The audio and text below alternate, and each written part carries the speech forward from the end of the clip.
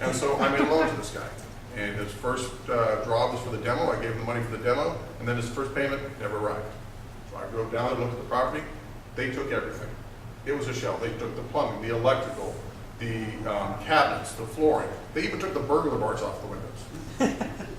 So it was one of those lessons that I realized that unless you really understand the neighborhood, and unless you understand exactly what's going on, might not be the best place for you to do business. I honestly didn't understand the neighborhood, so I decided that was a good place for me to do business. First transaction, I lose $12,000. Good educational process. So again, so find out where your lender is, because he may have similar experiences that says, hey, I don't like this area. The other thing you need to know is what's the credit score. Every one of us hard money lenders is a little bit different. Private lenders may not even care what your credit score is. They may want to take a look at where your assets are. They may not even care. Everybody's a little bit different.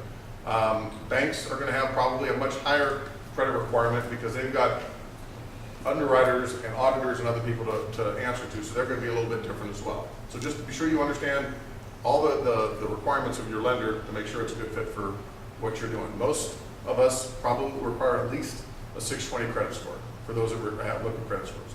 And I know you think with hard money, why are people looking at credit scores?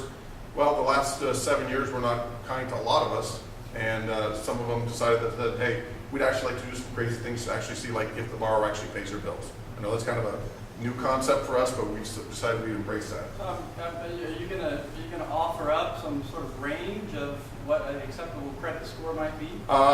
If you have at least a 620 to probably a 650, you're golden. To get premier programs and much better rates and much better LTVs, probably a 660 or better. It's nothing that's out of reach. And here's the good thing, and I can't speak for every hard money lender, but most of us have the same sort of mindset, is if you've got, let's say, some scratch and dent credit, but are in a good cash position, and you have a partner that's got great credit but doesn't have a strong cash position, you guys want to partner up, we're going to look at the strong one in each category. So we'll combine the two and say, hey, you've got the good credit, you got the cash, you guys are working together, perfect, I guess that's what we need. Where we want to make deals, we want to make loans, so we're going to find ways to make it happen if it makes sense. And then the last thing, which is great things about hard money lenders, is that, and lenders in general, is everybody's got some different requirements on what they have to bring up. Most of the time, it's something as simple as last 2 months' bank statements, last 2 months' pay stubs. With hard money lenders, you oftentimes don't even need a job. If you're a full-time rehabber, we appreciate that.